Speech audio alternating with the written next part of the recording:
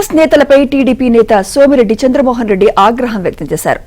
300 టీఎంసీల నీరు సముద్రంలో వృధాగా కలిసిపోతుందని, ఆంధ్ర వాళ్లు ఆ నీటిని వాడుకుంటే సహించబోమని హరీష్ రావు అనడం సిగ్గుచేటని మండిపడ్డారు.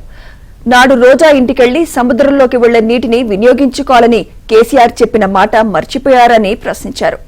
ఆంధ్ర వాళ్లు నీటిని వినియోగించుకోకూడదని కాంగ్రెస్ అనడం కరెక్ట్ కాదన్నారు సోమిరెడ్డి చంద్రమోహన్ రెడ్డి.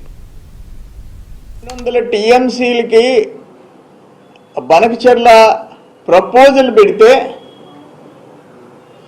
ఆ బీఆర్ఎస్ నాయకులు మాట్లాడిన మాటలు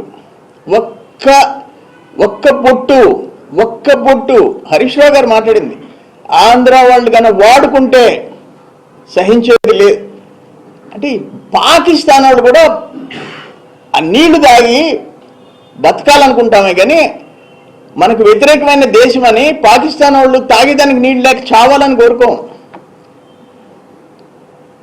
నేను మొన్న ఏదో టీవీలో డిబేట్లో సడన్గా కనెక్ట్ చేశారు. రోజా గారి ఇంటికి వెళ్ళి కేసీఆర్ గారు రాయలసీమ రత్నాల సీమ నేను నా తమ్ముడు కలిసి ఆ సముద్రానికి పోతున్నాయి గోదావరి నీళ్లు, దాన్ని దీనికి వాడతామని సాక్షాత్ మీ మామ చెప్పాడయ్యా హరీష్ రావు గారు.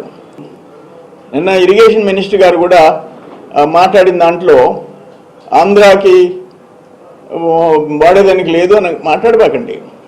మీరు ఇద్దరు ముఖ్యమంత్రులు, ఇద్దరు ఇరిగేషన్ మంత్రులు ఢిల్లీలో కూర్చోండి, హైదరాబాద్లో కూర్చోండి, అమరావతిలో కూర్చోండి. వృధాగా పోయే నీటిని 2 రాష్ట్రాలు ఏ విధంగా ఉపయోగించాలో చూడండి.